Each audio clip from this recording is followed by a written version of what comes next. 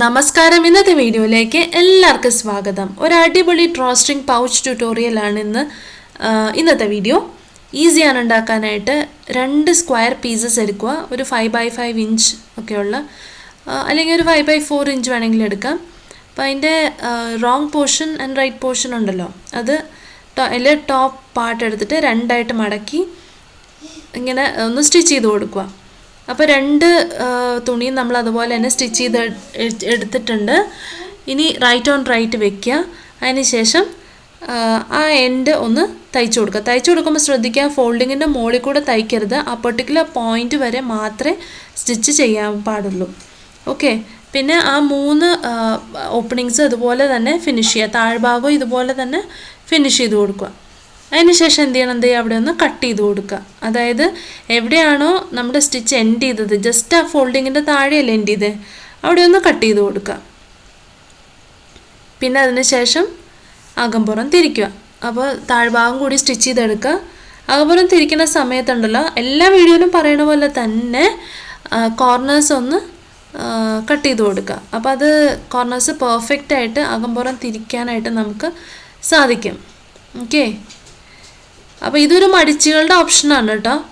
ഇത് തയ്ക്കണേന് അത്ര പെർഫെക്ഷനൊന്നും നമുക്ക് പറയാൻ പറ്റില്ല, പക്ഷേ ഇറ്റ്സ് ഓക്കെ.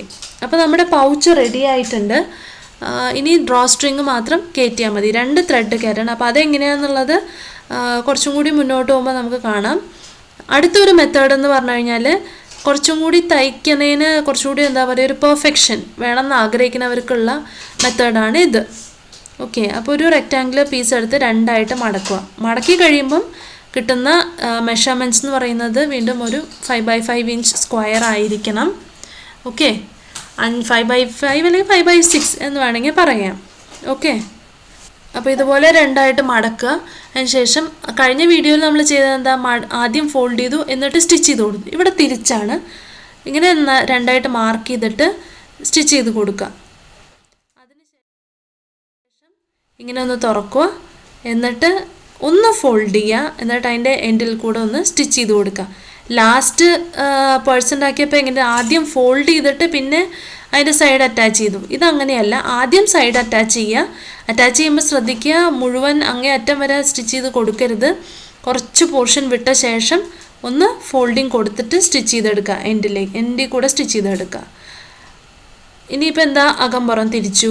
ഇത് കുറച്ചും കൂടി പെർഫെക്റ്റ് ആണ് ഈ ഒരു മെത്തേഡ് എന്ന് പറഞ്ഞാൽ. ഇനി അടുത്ത ഡ്രോ സ്ട്രിങ് കയറ്റിയിടുക എന്നുള്ളതാണ്.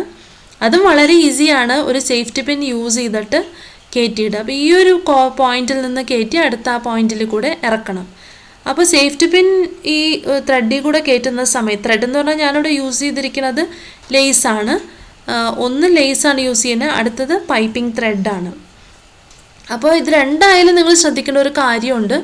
അതായത് സേഫ്റ്റി പിൻ കയറ്റിയിടുന്ന സമയത്ത് ലേസിൻ്റെ അറ്റത്ത് കൂടി പോയിട്ട് നമ്മൾ ഈ സേഫ്റ്റി പിൻ കയറ്റരുത്. കുറച്ച് സ്പേസ് വിട്ട ശേഷം വേണം സേഫ്റ്റി പിൻ കയറ്റാനായിട്ട്. അല്ലെങ്കിൽ എന്ത് പറ്റുമെന്ന് വെച്ചാൽ അതിൻ്റെ ആ ത്രെഡെല്ലാം ഊരിപ്പോരും, സേഫ്റ്റി പിന്നും ഊരിപ്പോരും, പാതി വഴിയിൽ ഊരിപ്പോരും. അവസാനം നമുക്ക് ദേഷ്യം കയറും. അപ്പോൾ അതിലും നല്ലത് കുറച്ച് സ്പേസ് വിട്ടിട്ട് കയറ്റണമാണ്. കണ്ടോ, കുറച്ച് സ്പേസ് വിട്ടിട്ട് വേണം കയറ്റാൻ. ഇനി ഈ ത്രെഡ് കയറ്റുന്ന സമയത്ത് ശ്രദ്ധിക്കുക, നമ്മൾ ഗോൾഡൻ ത്രെഡ് കയറ്റിയ ആ പോയിൻ്റ് ഉണ്ടല്ലോ, അതിന് നേരെ ഓപ്പോസിറ്റ് സൈഡ്, അതായത് ലെഫ്റ്റ് സൈഡിൽ കൂടെ പേഴ്സൺ, അത് എൻ്റെ ലെഫ്റ്റ് സൈഡിൽ കൂടെയാണ് ഞാൻ ആദ്യം കയറ്റിയത് അല്ലേ. ഇപ്പോൾ പേഴ്സൻ്റെ അതായത് എൻ്റെ റൈറ്റ് സൈഡിൽ കൂടെ ആണ് അടുത്തത് കയറ്റി വിടുന്നത്. അതായത് ആ ഗോൾഡൻ ത്രെഡിൻ്റെ ലൂപ്പ് ഫോം ചെയ്ത ആ ഒരു സൈഡ് ഉണ്ടല്ലോ, ആ ഒരു സൈഡിൽ കൂടെയാണ് ഈ വൈറ്റ് ത്രെഡ് കയറ്റി വിടേണ്ടത്. ഗോൾഡൻ ത്രെഡ് കയറ്റി വിട്ട പോലെ തന്നെ അഡ്ജസൻ്റ് ആയിട്ടുള്ള ഓപ്പണിങ്ങിൽ കൂടെ വൈറ്റ് ത്രെഡും പുറത്തേക്ക് എടുക്കുക. വളരെ ഈസിയാണ് ഉണ്ടാക്കാനായിട്ട്. ഇത്രയും ഇതിൻ്റെ പണിയുള്ളൂ. ഇതാണ് ഇതിൻ്റെ ട്രിക്കും. 5 മിനിറ്റ് മതി കേട്ടോ സ്റ്റിച്ച് ചെയ്യാനായിട്ട്. അപ്പോൾ വീഡിയോ ഇഷ്ടപ്പെടുന്നുണ്ടെങ്കിൽ എന്ത് ചെയ്യണം, ലൈക്ക് ചെയ്യണം, ഷെയർ ചെയ്യുക, സബ്സ്ക്രൈബ് ചെയ്യാം. അപ്പോൾ നമ്മുടെ പൗച്ച് റെഡി ആയിട്ടോ. ഇനി അടുത്ത പരിപാടി എന്താ, ആ ഓപ്പൺ എൻഡ്സ് ഉണ്ടല്ലോ, ലൂപ്പൊക്കെ അകത്തേക്ക് പോകണം. അപ്പോൾ 2 ത്രെഡ് കണ്ടല്ലോ, ഇത് വലിക്കുക, ഗോൾഡൻ ത്രെഡ് അതുപോലെ തന്നെ വലിക്കുക. ഇനി ഒന്ന് വലിച്ചു നോക്കിയേ, കറക്റ്റ് കറക്റ്റ് റെഡി ആയിട്ടുണ്ട് നമ്മുടെ ഡ്രോ സ്ട്രിങ് പൗച്ച്. ഇത്രയും ഇതിൻ്റെ പണിയുള്ളൂ കേട്ടോ. ഇനി 2 ത്രെഡും കൂടി ഒന്ന് കെട്ടി കൊടുക്കുക. ഇവിടെ ബട്ടൺസ് അല്ലെങ്കിൽ ബീഡ്സ് ഒക്കെ വെച്ചാൽ കുറച്ചും കൂടി അട്രാക്റ്റീവ് ആവും. കുട്ടികൾക്ക് ഭയങ്കര ഇഷ്ടമായിരിക്കും. നല്ലൊരു ഗിഫ്റ്റാണിത്. പിന്നെ കോയിൻസ് ഒക്കെ സൂക്ഷിച്ച് വയ്ക്കാനായിട്ട്, ടോയ്സ് ഒക്കെ. ഇതിൻ്റെ വലിയ ഇത് ഉണ്ടാക്കുവാണെങ്കിൽ it will be more beautiful. ഇതിൽ ശ്രദ്ധിക്കേണ്ടത്, ഇനി 4 ത്രെഡ് ഉണ്ടല്ലോ, അതും 4ഉം കൂടി കൂട്ടി കെട്ടിക്കഴിഞ്ഞാൽ ഒരു ബാഗായിട്ട് വേണമെങ്കിൽ ഇതിനെ നമുക്ക് യൂസ് ചെയ്യാം. ഇതിൽ ശ്രദ്ധിക്കേണ്ട ഒരേ ഒരു കാര്യമുള്ളൂ, ആ ഹോൾ എന്ന് പറയുന്നുണ്ടല്ലോ, ഡ്രോ സ്ട്രിങ് കയറ്റുന്ന ഹോൾ, അത് അത്യാവശ്യം വലുതായിരിക്കണം. തീരെ ചെറുതായി പോയി കഴിഞ്ഞാൽ കയറ്റാൻ ബുദ്ധിമുട്ടായിരിക്കും. അപ്പോൾ അടുത്ത വീഡിയോയിൽ കാണാം. Thanks for watching and happy sewing.